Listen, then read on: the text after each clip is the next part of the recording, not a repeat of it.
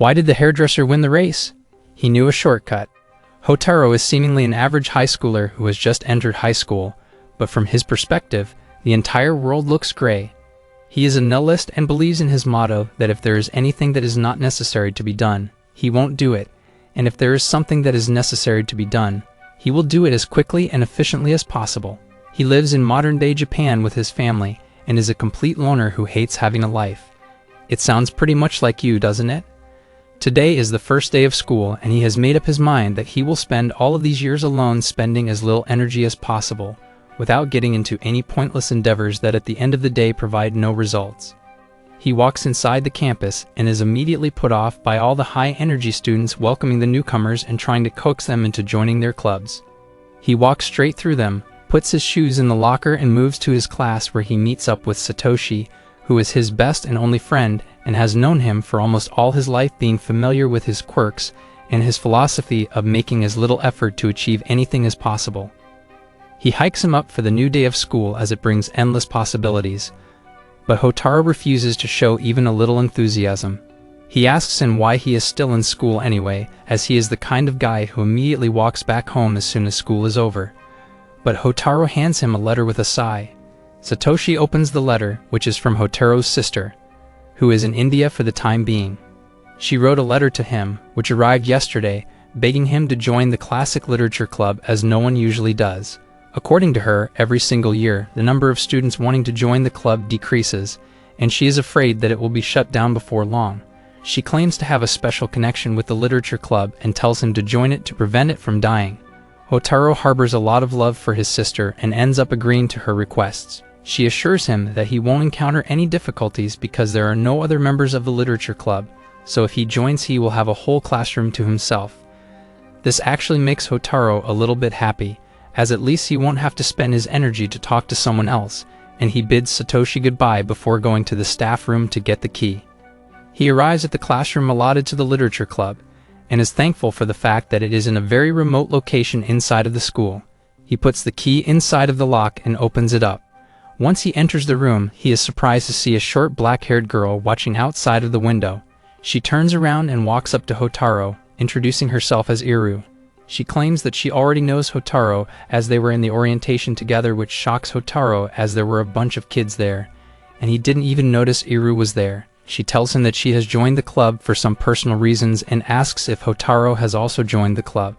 He, however, quickly refuses, saying that he hasn't, as now that the club has a member, it will live on, and you won't have to join any clubs. He turns around and starts walking before telling her to lock the doors when she leaves. She, however, tells him that she cannot lock the door. He asks her why she can't, to which she replies that she doesn't have the keys.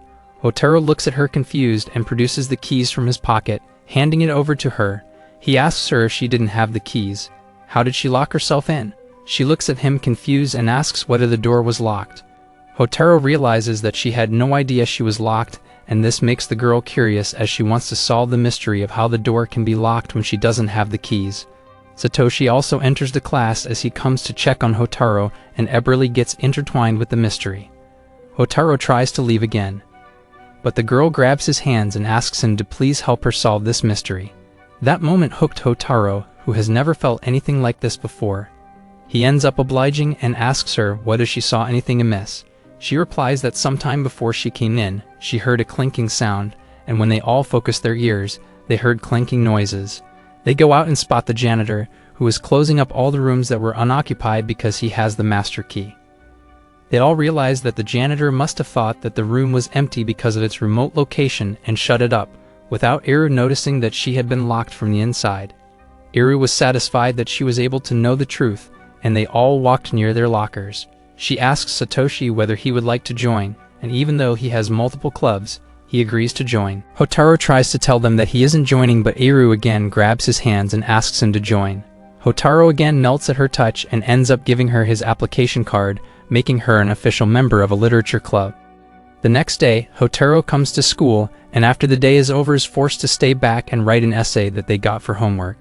Satoshi makes fun of him for not completing his homework on time, but he replies that he simply forgot to bring the homework to school. Satoshi laughs at it and starts telling him about a new mystery inside of the school. According to him, in the morning, a girl was coming up from the grounds while it was raining outside. She heard the beautiful melody of classical music playing in the music room, but it was entirely dark. She gets intrigued by it and opens the door, but is horrified to see that the piano is empty, and the room seems to be empty. The melody is still playing, however, and her heart starts beating faster as the piece starts coming to an end. As soon as the piece ends, she feels a chill run down her spine and a scraping noise. Suddenly from the floor, a figure appeared, whose hair are all messy and has bloodshot eyes. She staggers to stand and starts walking towards the girl, by which time she shuts the door and runs away as fast as possible. He finishes the story and looks at Hotaru excitedly, but his gaze is met by the same unenthusiastic face as he starts writing away at the piece of paper once again. Suddenly, however, he asks Satoshi whether this news has rotated around the school, and when he says it is a pretty big deal, he immediately feels like Eru will soon come over to him and ask him to help him figure out the mystery. He immediately takes out a piece of paper and starts scribbling something before telling Satoshi to tell her a make-believe story about the mystery of the secret clubhouse. Hiru arrives perfectly on cue, enters the room, and walks straight over to their desk, asking whether they have heard about the music room mystery. Hotaru, however, quickly cuts her off and tells her that Satoshi was telling him about a very famous mystery at the school. She immediately gets hooked, and Satoshi makes up a story about a secret club known as the Spider Club. This is a ghost club in which no one knows who the member is or how they are selected. It is said that they always put their notice on the notice board, but only a select few people are able to find it every year. This immediately intrigued her, and she asked whether they would help her find it. Hotaru finishes his essay at that very moment and tells her that yes, he will. They all lose the notice board on their floor and rummage through it, but are unable to find anything of substance. Finally, Hotaru advises that maybe they should go down to the main notice board, which all of them agree is a good idea. They make their way to the ground floor and are awed to see the notice board filled with so many posters from all the numerous clubs around the school. The notice board looks like a war zone as all the clubs want to portray their clubs on the main board so that they catch more eyes. They start looking closely at the board and see through almost every poster, but start losing hope when suddenly, Hotaru draws their attention and informs them that he found it below one of the posters. He shows her the small notice for the Spider Club, but she doesn't seem to be very impressed by this. She tells him that she gets the feeling that this mystery wasn't a mystery to begin with, as there are many loopholes in it. They however realize that it is getting late and decide to part ways. Satoshi and Hotaru start walking back together when Satoshi asks him why he crafted the lie and created the poster for the Spider Club, and then he puts it below the other notice while no one is looking. He looks at him and tells him that he simply didn't want to go to the music room as it was on the farther side of the hall and not on his way to move outside the school. Satoshi looks at him in awe and starts laughing before asking whether he has any idea about the mystery of the music room. Hotaru looks at him and says that the music room is almost always occupied by really passionate students who have given their entire lives to music. The pianist especially has a habit of sleeping inside the room as she doesn't want to waste time, so she closed the windows in the rooms and slept while playing a CD of classical music on the tape recorder, which acted as an alarm, as when the music gets over she will realize it and wake up. That is why when the student opened the room she saw no one at the piano, but heard the music playing, and as soon as the music stopped, she woke up groggy with bloodshot eyes because of the low amount of rest, which scared the living daylights out of the poor student, and she ran away. Satoshi looks at him in awe and tells him that his energy-conserving ways will be put to the test because of Eru, as she seems to be the only one who can force him to work. They then split up to go back to their homes to get some well-deserved rest. A month has passed since the last incident, and Hotaru seems to have gotten used to this new routine.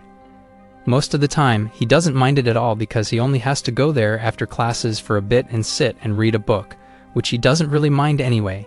He likes it best when Iru doesn't talk to him and simply reads her book, but she has developed a cute habit where she offers her some of her homemade sweets every time he sits down to read.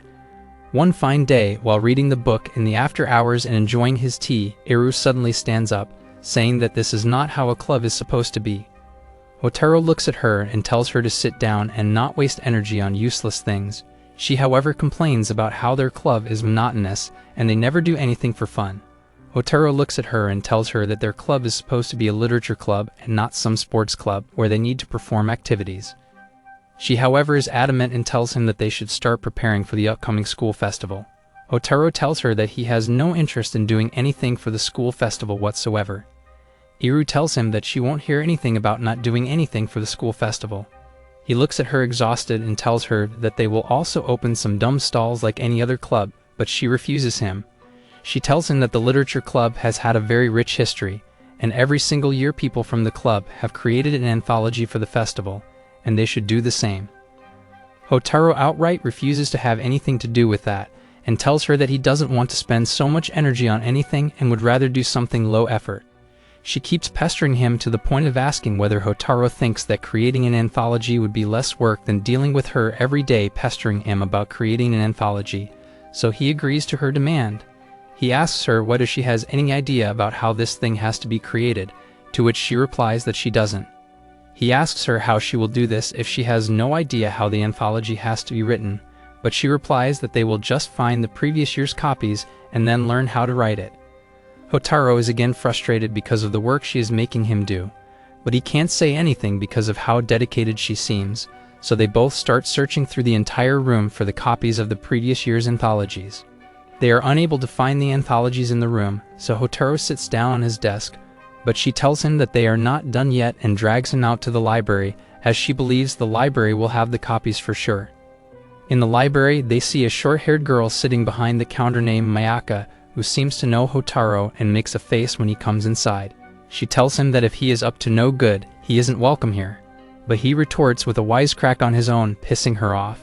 At the very moment, however, Satoshi appears inside the library and Mayaka's temperament immediately changes. Iru seems confused at this sudden change, but Hotaru says that Mayaka used to like Satoshi during their middle school days when they studied together. Satoshi is a guy with maxed out riz and can make anyone's water break just by speaking to them in his charming voice. He asks Hotaru what he is up to, and he replies that this is more of a hostage situation as this absolute numbskull Iru has forcefully retracted him from his seat, where he had happily glued his ass so that he doesn't have to move. Satoshi laughs at this and goes on to introduce both Iru and Mayaka to each other, and Iru gets straight to the point, asking her whether she has seen the previous year's anthology from the literature club. Mayaka looks at Hotaru and smirks, asking how the hell did a loser like him actually join a club but like a true Sigma. He tells her to shut her trap. She turns towards Iru and replies that she doesn't have any idea about the anthologies as she hasn't seen them around in the library, but believes that they might be kept in the stack. Iru asks her whether they can see the stack, but she tells her that only the librarian can let them have a look at that. Hotaru has had enough of these thoughts talking to each other, and like an absolute Chad, he simply starts walking outside the door. He is however stopped by Iru, who has vowed to herself that she will make this poor man's life hell. She tells him that they are going to wait for the librarian, and while they were arguing about that, Satoshi chimed in between, asking Mayaka to recount the mystery that she was talking about earlier. But Hotaru thinks to himself that he is never going to see the end of it if Mayaka tells a mystery, which makes Iru curious. But Mayaka starts the story. She tells them that for some time now she has been noticing a mysterious pattern in a book. She explains that she stays over in the library every Friday, and for some reason every Friday a book is borrowed from the library during the lunch break and is then returned by the end of the day. This is very confusing because when you borrow a book you can keep it for a week before returning it to the library, but for some reason the person who borrows it always returns it the very same day. Iru asks her excitedly whether she can have a look at the book, and Mayaka takes out the book for her, which is a really beautiful hardcover leather-bound book about the history of the school. Iru comments that the book looks pretty and everyone agrees. Hotaru, meanwhile, is trying to ignore all of this and decides to keep reading his book as he just wants to get the anthologies and go back home. Iru, however, is not going to let the lad have his leisure time and keeps putting the book in front of his eyes, while Hotaru looks at her like he wants to slap her. He looks at it and says that maybe it isn't such a big deal, and that some students want to have a look at it during his free time. Mayaka, however, tells him to have a look at the people who are borrowing the book. It turns out that every single time there is a different person borrowing the book. This is perplexing because why would different people borrow the same book every single week and follow the same pattern of borrowing it during their lunch break and returning it by the end of the day? This is indeed very intriguing, and even Hotaru seems very confused. He, however, doesn't want to spend any energy on such things and tries to weasel his way out of it. But Iru continuously pesters him by putting the book in front of him. Mayaka finally tells them to settle down and not make much noise in the library, and they shut up immediately.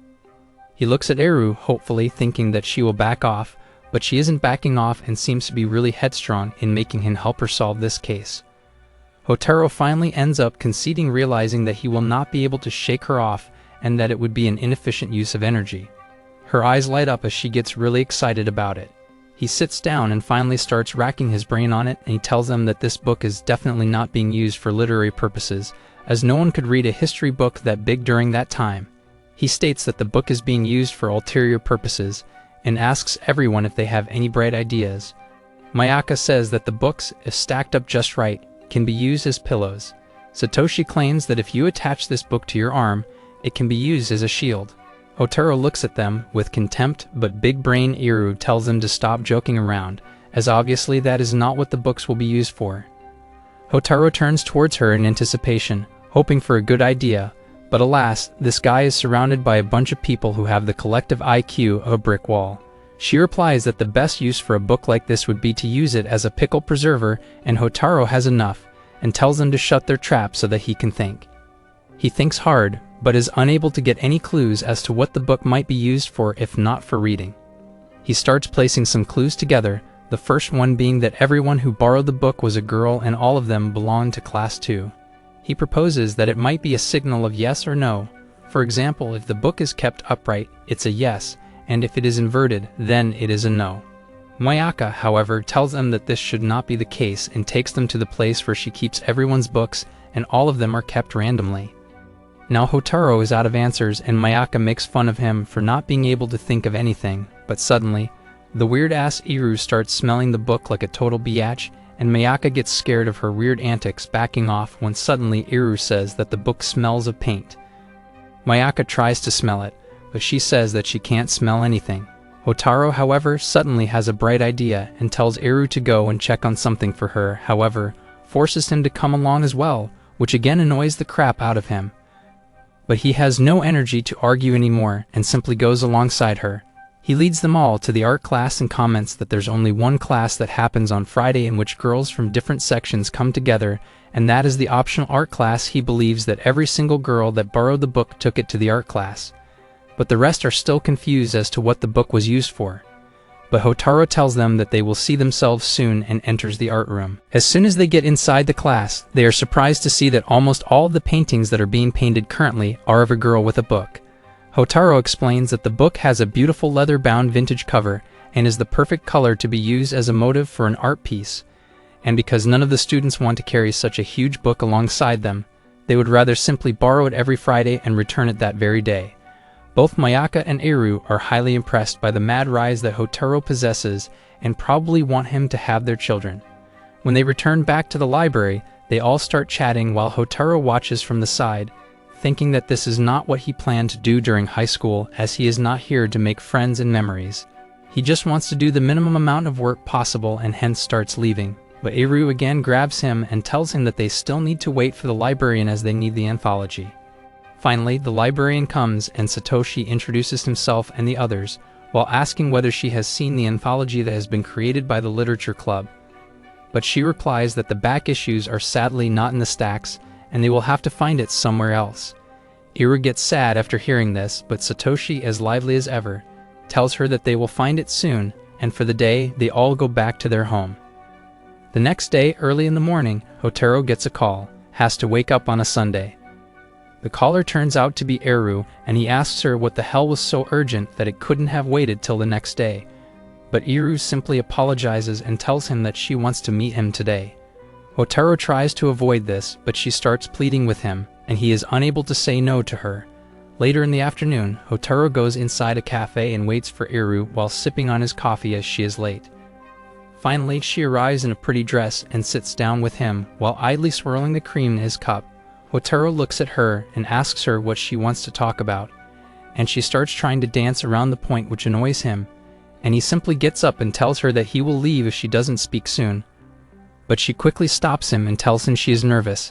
He asks her what she is nervous about, which makes her shyly look at him, and she replies that she wants to confess something. Hotaru gets so surprised that his mind goes blank, and he simply stays quiet and listens to her, his heart beating loudly, thinking that this is a love confession.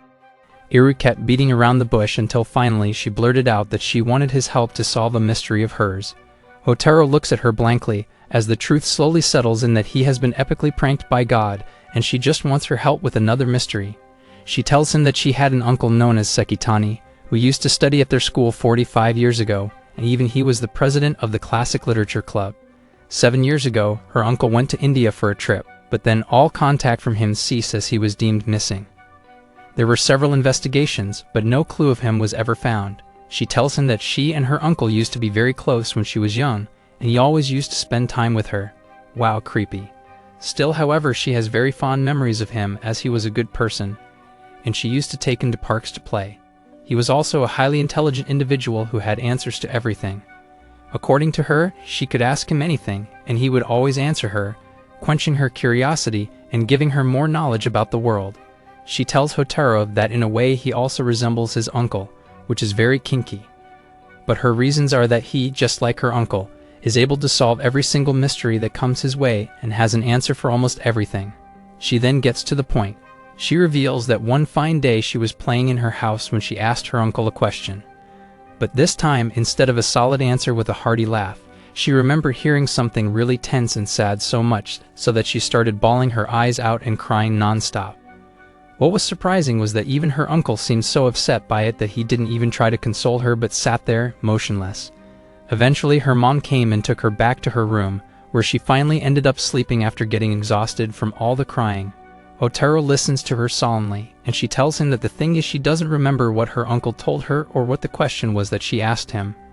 According to her, the entire ordeal was so disturbing for her young mind that she ended up blocking it completely out of her memories and has no recollection of it. She looks at Hotaru and starts pleading with him to help her, but before she could even complete her sentence, he refused. Hotaru realizes that this is a very important part of her childhood, and there is a very good chance of her entire outlook on life being changed if she remembers exactly what her uncle said.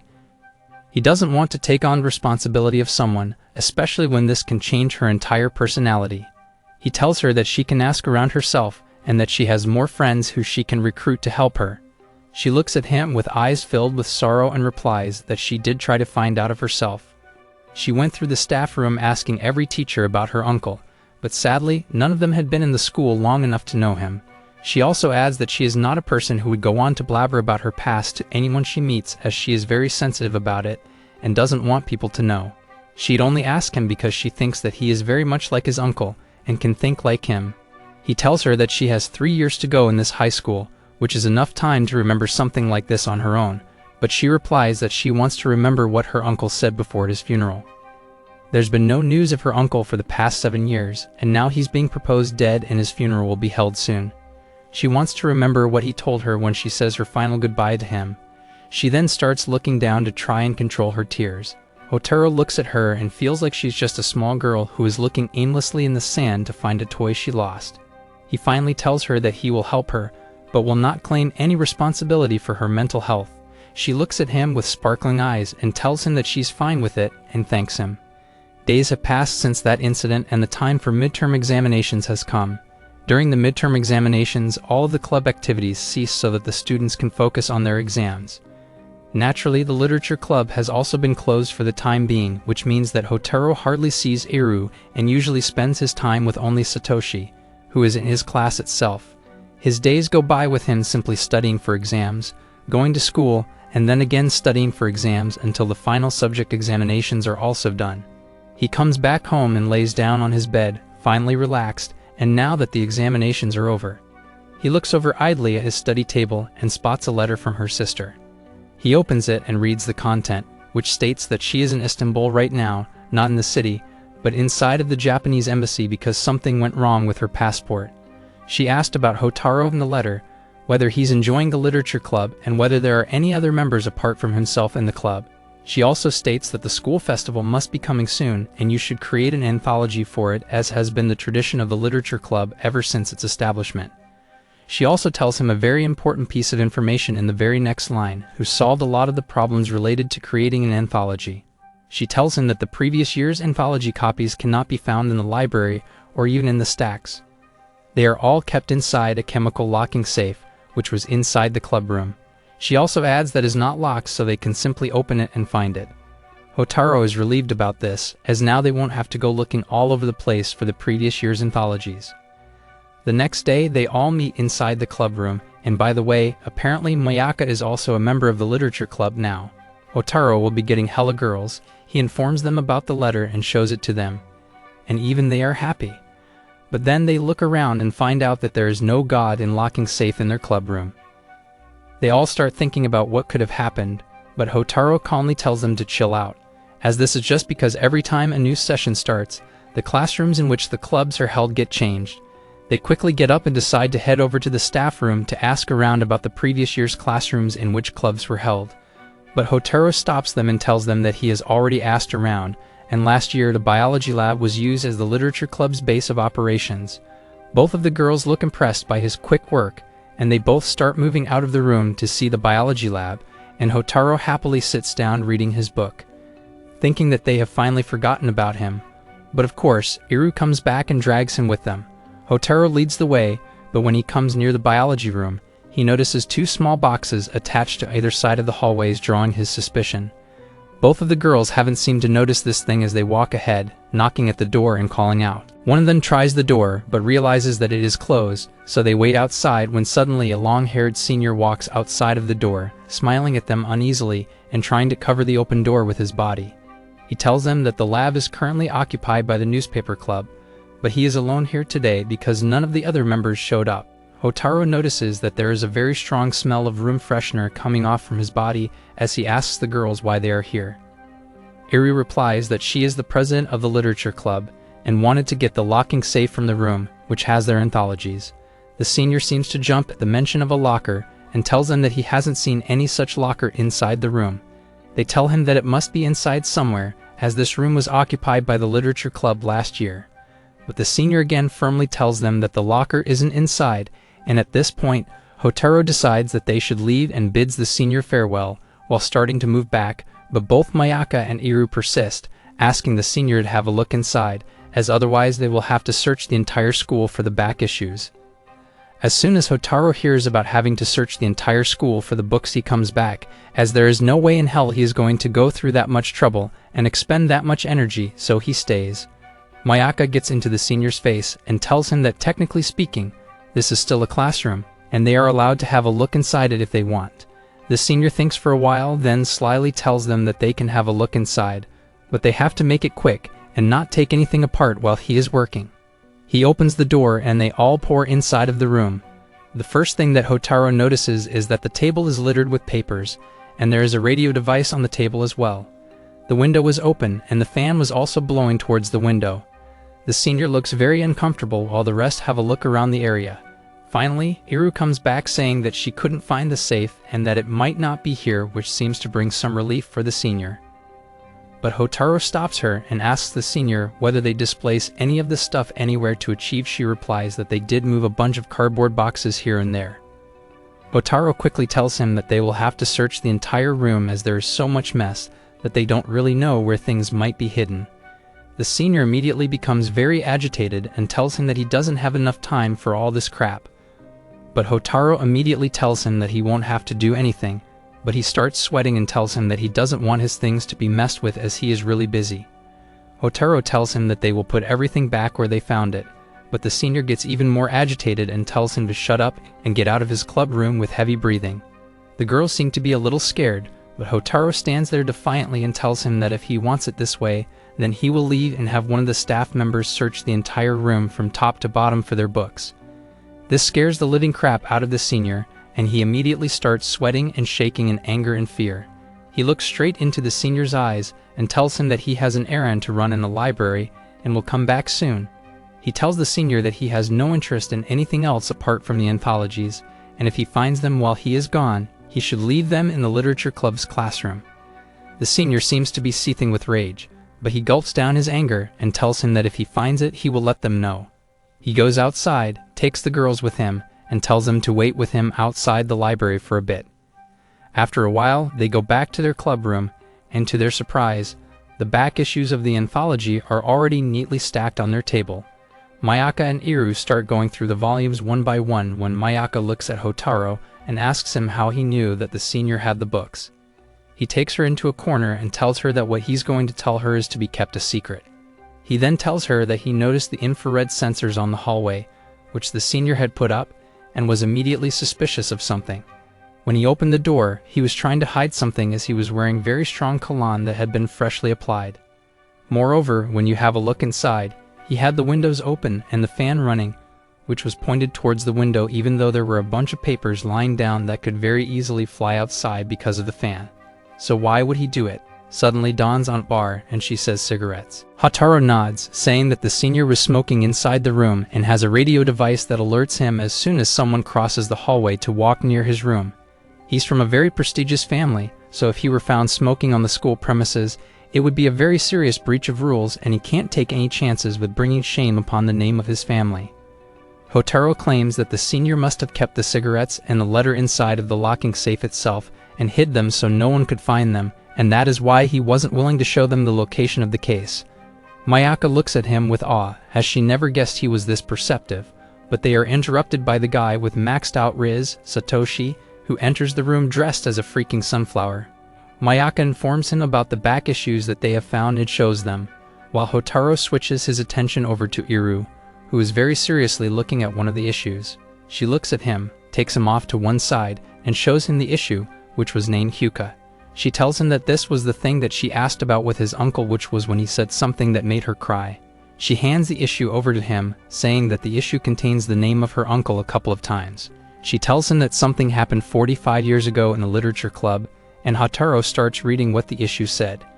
It stated that it has been a year since Sekitani left the high school, not only as a hero, but as a legend and a true inspiration to them all, as he sacrificed everything for the greater good and will always be remembered in the history of the school. She grabs her head, saying that she was so close to knowing what he said, but just won't come in her mind. Hotaru looks at the issue number of this anthology, and it turns out to be the second issue. So he turns towards Mayaka to find the first issue, but she looks shocked at him and says that issue number 1 is missing from the stack. Iru seems to be sad that issue number 1 is missing. But they decide to head back for the day, and on their way back, Hotaru asks Iru why she does not enlist the help of both Satoshi and Mayaka. She replies that she doesn't want a lot of people to know, but then Hotaru asks what if she considers them her friends, and Iru immediately stops in the middle, and tells him that she will reveal her problem to them tomorrow. The next day, she explains everything to both Satoshi and Mayaka, and both of them are highly supportive, making the club's primary objective to figure out what happened 45 years ago. On the next Sunday, they all decide to go over to Iru's residence with a bunch of theories and hypotheses about what could have happened 45 years ago. Hotaru, as unenergetic as usual, waits around for Satoshi to come, and suddenly he hears the eccentric voice of Satoshi coming from afar, cycling towards him. He almost runs into Hotaru, who is having second thoughts about his sexuality, but tells Satoshi that he doesn't swing that way and is as straight as a pretzel. They both start cycling towards the countryside, away from the bustle of the city, and Hotaru asks Satoshi whether he likes his life being in high school, always being so energetic and happy. Satoshi slows down and tells him that of course he has his fair share of problems, but he likes to be as rosy as possible and tries to find happiness in every situation. Hotaru reflects on himself and how he is the stark opposite of Satoshi in this regard. He lives his life in shades of gray, not that kind, you dipshits. He just likes his life to be very monotonous and doesn't like interacting with people much. After biking for quite a while, they reach Iru's residence, which is huge to say the least. The house is big enough to contain my insecurities, but not big enough to contain my love for you beautiful idiots who are subscribed to the channel. They enter the house hoping that a cute maid would usher them in, but instead they find Iru, who escorts them inside. They pass through a bunch of ruins that seem to be very ancient and preserved in time. They reach the ruin where Mayaka is already sitting on the ground by the table. Floor gang represent, they all sit down near the table, and finally Iru officially starts the meeting. She says that all of them will tell their theories one by one while the rest of them decide whether it sounds likely or not. Iru starts first. She has created a bunch of notes and passes one sheet to everyone around. She begins speaking, and her theory is that 45 years ago, when the festival was happening, a bunch of punks must have infiltrated the festival, started harassing students, and even started taking money from the stalls that the students must have prepared. Then Sekitani, the president of the literature club, stepped up to their injustice and got the students' support, and with their help, he ended up pushing the punks out. While all of this commotion was going on, he must have punched one of the punks, which was seen by a teacher, and because he was violent, he was kicked out of the school. She finishes and eagerly awaits the judgment of her friends, who all tell her that they don't think this is very probable. There are two main reasons for that. First of all, punk culture came into prominence 40 years ago, whereas the event we are talking about dates back 45 years. Secondly, the school has strictly prohibited any kind of stall that takes money to provide some kind of service, as that makes the students very money-centric. Instead of creating art, they start creating money-making schemes. So if there are no stalls that have money, how will they infiltrate the festival to forcefully get money? Iru sits back down and says that their points make sense. Satoshi the Risking plops down on the mat, asking if they can sit outside because his legs are falling asleep, and it is too beautiful of a weather to sit indoors. Iru tells them that they can sit by the veranda, which overlooks the pond, and both Mayaka and Satoshi eagerly agree.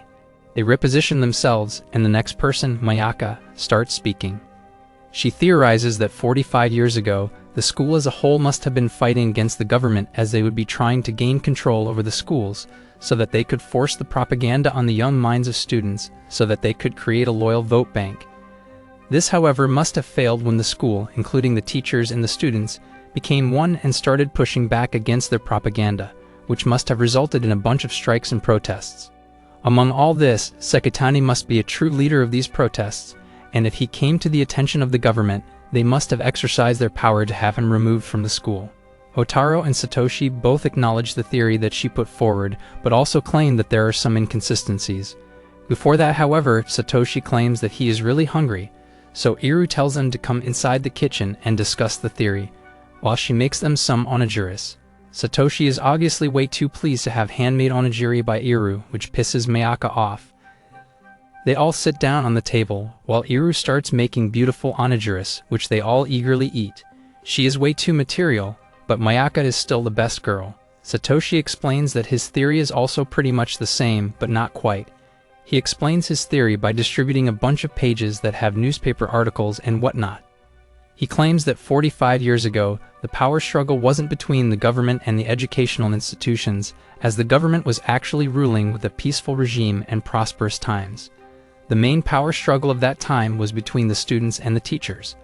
They must have been pushing the students to focus more on studies, while trying to reduce the days of the festival, which must have led to a power struggle between the students and the teachers, in which Sekitani must have punched a teacher, which resulted in his departure from the college. He showed the newspaper clippings about the protests, but Hotaru claims that this can't be it, as the protest happened in June, but Sekitani was kicked out of the school in October. There is a long gap between now and then, so he cannot be kicked in relation to the protests. Here Satoshi sits down, claiming that he doesn't have any other bright ideas. They all now look towards Hotaru, who suddenly becomes very conscious as he hasn't really written anything new, as everything he wrote down was already discussed by the others. They all start pressuring him to speak, which gets to him, and he stands up, asking for directions to a washroom. Iru tells him the directions and he takes off. On the way, he spots a room, which turns out to be Iru's room. He peeks inside to see that she has been working hard on piling up all these theories, which makes him feel bad for his lack of effort. He goes inside the washroom beside that he will also start seriously putting in the effort and starts racking his brain trying to come up with any kind of theory that might solve this mystery. Finally, after a couple of minutes have passed, he lands on a theory comes outside of the washroom. He sits down and tells them that he might have landed upon something, and they all eagerly listen. He reveals that this mystery has a bunch of moving parts. First of all, we know that an incident happened in June, but then Sekitani left the school in October. So there are a bunch of months in between. Secondly, the incident happened inside of the high school, and we also know that there were two factions working against each other. Through the monthly newsletter, we get the information that the rival factions were the students and the teachers, and according to him, this was because the teachers were snatching away the decision-making power from the students and denying them something that they really wanted. Now, if you think carefully, there are very few things that all students could collectively want in their high school, and that is the school festival, which gives the students autonomy to express themselves and be creative enough by taking command of the situation and creating something new every year. That must have been the point of contention. We also know that earlier, the festivals used to be 5 days long, but now they are only 3 days long, which means that something happened at that time that led to this. His theory is that the teachers wanted to reduce the number of days the festival went on, but the students were not ready to budge. They organized a bunch of protests, and there must have been a lot of general discontent, but finally they got into an agreement with the teachers and were able to organize the festival as they wanted. Sekitani must have been one of the forerunners in these events, which would have led to him being in the limelight most of the time and getting noticed by the teachers. To prevent any other uprising from happening later down the line, the teaching body must have decided to get rid of him, but they couldn't kick him out immediately because he was considered the hero by the other students. And if they kicked him, there could be a lot of discourse sown by his removal, causing further problems. So they decided to buy their time and wait for a couple of months for things to settle down, and once everything blew over and got settled, they ended up kicking him out for unrelated reasons. He must have left like a hero, and that is why issue number 2 claimed him to be a legend when he left. He finally stopped talking and looked at everyone else, who were awed by his deduction. Iru smiled sadly and looked down, saying that now she finally knows what happened to her uncle, and both Mayaka and Satoshi also claimed that they have no objections to the story as it seemed to be bulletproof. Iru, however, still seemed not to be very content with the result, and asked if he left the school proudly like a legend. Why did she cry when he told her about this when she was young? Hotaro, however, had no answers for this, and Iru quickly shook her head and thanked him for his help as the mystery was finally solved. They get ready to leave and Iru lends her umbrella to Hotaro, as it has already started raining. The absolute Riz King is obviously always prepared and has brought his own raincoat, and after saying their byes, both of them leave her house. While walking back to their home, Satoshi starts talking about how after a very long time, Hotaro seems to be invested in something, and is actually putting active effort into it. Hotaro doesn't reply to that, but then Satoshi asks, "Was it because you like Eru?" He looks at him and says that there is nothing like that and he is just tired of living a gray life and wants to start living his life with a bit more color in it. He tells Satoshi that when he looks at the three of them, he feels restless and wants to do something as well. Maybe he is just envious of their rosy lives compared to his gray ones. Satoshi doesn't know what to say, and they quietly get back on their bikes and start pedaling. He reaches back home and is in deep thought about the conversations he had today. He remembers back to the time when he first saw Eru and when he spent time with her, realizing that at those times the world wasn't great for him anymore and everything got filled with color around him. It was warm and nice. He wonders whether life is the same for Sekitani as well, but before he can think much, he gets a phone call and rushes over to pick it up.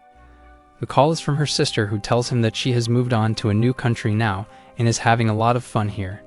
She tells him about her misadventures till now and then asks what has been up with him.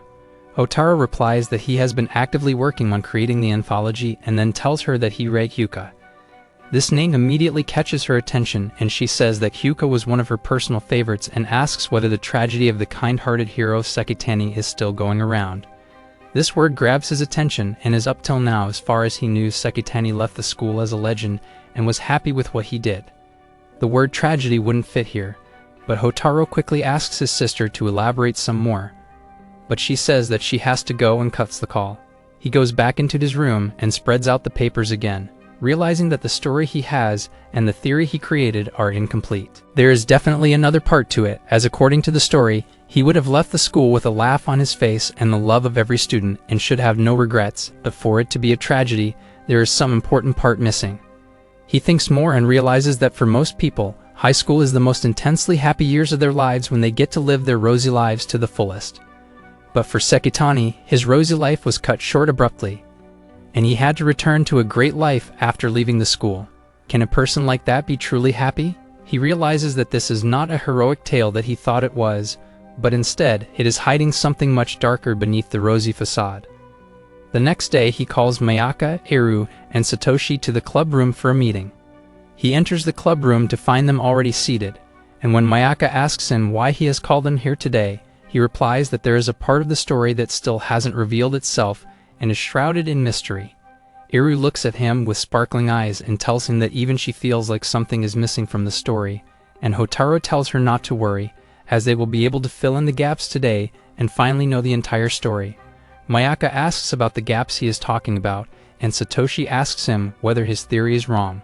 Hotaro replies that he doesn't think his story is wrong, but there are definitely some nuances that have pushed it in the wrong direction. He claims that they should investigate more into the foreword of Hyuka, which uses the word sacrifice. He claims that sacrifice can be used in a proud way, but also in a really sad way, and they have to figure out what the sacrifice here entails. Satoshi looks at him and tells him that it would be impossible to simply figure out in what sense the word here was written, and if they want to know for sure, they will have to find the original author. Hotaru looks at him and tells him that is exactly what they are going to do. Satoshi looks at him with surprise and asks him whether he knows who the author is. He tells them that he researched a little bit and found out the name of the author. He hands a paper over to Mayaka and asks her whether the name rings any bells.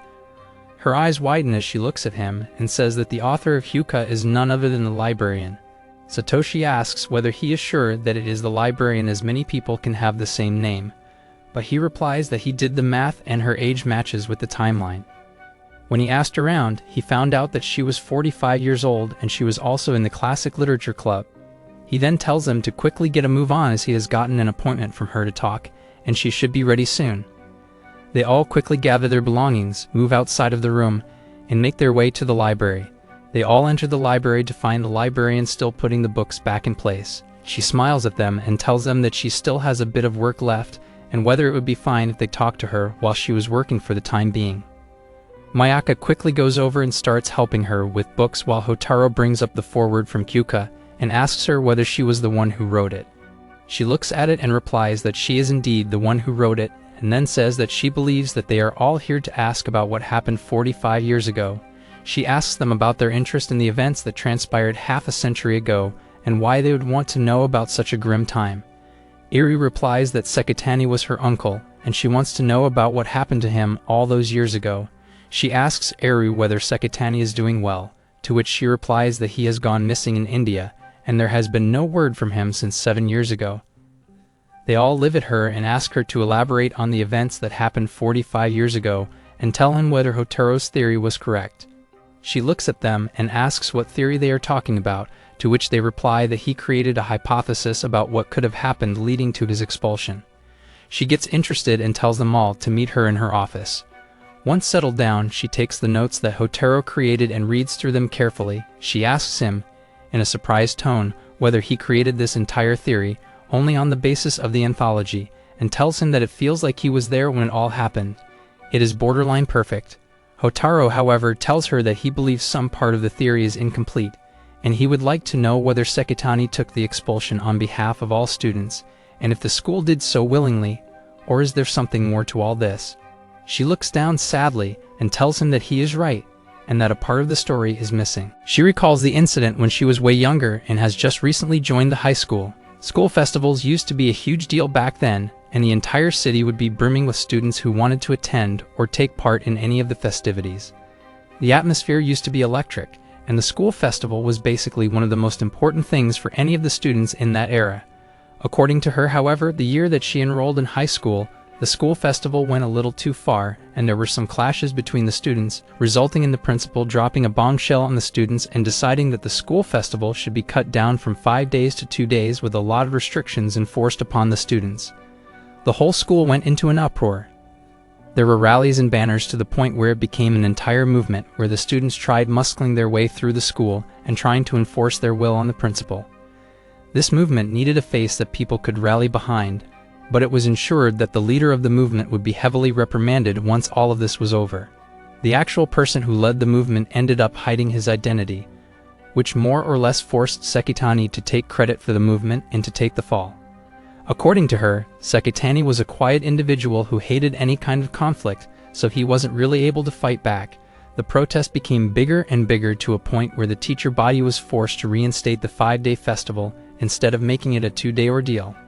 That night, the students burned their banners and posters in a huge bonfire inside the school grounds to celebrate, but it got out of control quickly, and one of the old school buildings was burned to the ground. It took the firefighters the entire night to extinguish the fire. The next day, the teachers needed someone to make an example of, and what better person than the face of the movement. They ended up expelling Seki from the school, and not a single student came up for his defense. Everyone stayed quiet and let Sekitani be offered up as a sacrificial lamb. There was nothing heroic about it.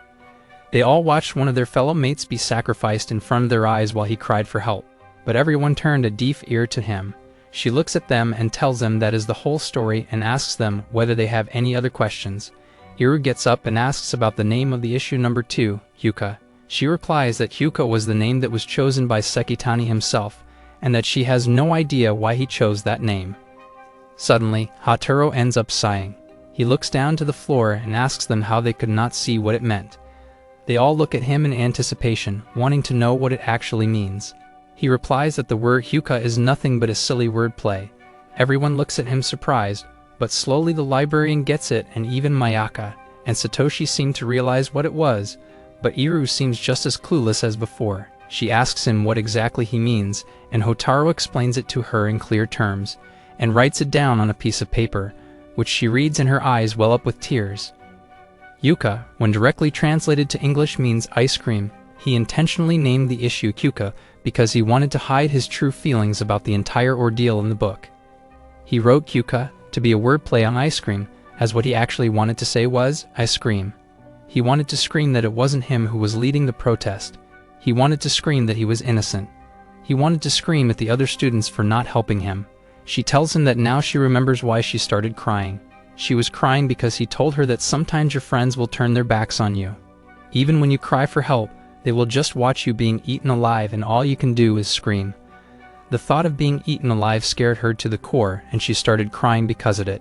She then looks at Hotaru and thanks him for solving this mystery for her, as now she can finally let her uncle go and be at peace with herself.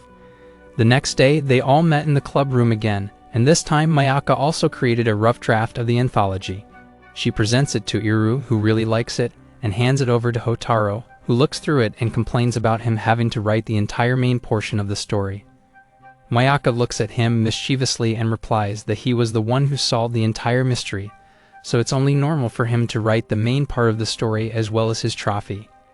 Iru, like the waifu she is, tells Hotaru that if he doesn't want to write it down, she can do it for him, and obviously he jumps at the opportunity, but she is stopped by Mayaka, who tells her that he will write it himself. Hotaru looks at her annoyed, but ends up conceding, as she tells him to start working on the outline for the story immediately as they don't have much time, and he tells her that he will.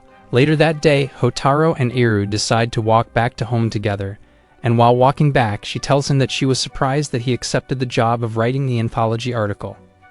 To that, he replies that he didn't agree to write. He was just forced to write by the others, and he was unable to weasel his way out of it, and he thought that he would dedicate it to Sekitani as a tribute to him and the tragedy that happened to him. He suddenly looks at her and asks her why she agreed to take Satoshi and Mayaka's help after she was so against revealing her backstory to other people. She looks down at the ground and replies that she only told them about her past because she didn't want to forget that this mattered to her. She explains that she got told by her mother that soon, in a couple of years, these things will feel small to her, and she will laugh about the fact that she ever considered her uncle's words that made her cry to be so important. That made her think about her life and whether she should simply drop this entire ordeal, as it is of no matter to her. She later realized after talking to Hotaru that she wanted to remember this time, no matter how small it was. She still wanted to remember it with all her heart forever. The summer vacations have finally started, and Iru was finally able to convince Hotaru to come with them to the hot springs for a nice and refreshing vacation. They all got into a bus and started driving away from the bustling city life and more towards the calm and serene countryside. Hotaru, the friendless loser, obviously started getting carsick because he is not used to going out. After they get bored at a bus stop, he looks very sick and nauseous. Mayaka tells them to hold on as she has cousins in this area and they have an inn, which they are graciously letting them stay in because of some maintenance going on, and they can't take any guests. They all wait for the van, which eventually comes, and they get inside. By the time they reach the inn, Hotaru is barely even able to walk out of the van. She introduces her two younger cousins to them as Rei, the older one, and Keo, the younger one. They exchange greetings and lead them to their rooms, so they can freshen up a bit. Satoshi is as lively as ever and shows Hotaru the view on the outside, and indeed, even Hotaru comments that the view is incredibly beautiful. Before they can spend more time in the room, however, they are called by Mayaka for dinner and go downstairs. They have dinner together, and after that, he goes back inside his room, but finds that Satoshi is missing. He realizes that Satoshi must have gone off to the hot springs, and decides to simply lay around the room and watch TV. After a while, however, he is bored and decides that even he is going to have fun at the hot spring, as that is the reason he came here in the first place. He grabs his towels and moves out of his room, where he meets up with Iru. He asks her where she is going, and she also replies that she wants to take a bath in the hot springs. They start walking together, and she remarks that Mayaka seems to be really happy here, and she is off to play with her sisters, which is why she isn't coming with her to take a bath. They go into their separate bathhouses, where Hotaru finally lowers himself inside the springs to relax and meets up with Satoshi.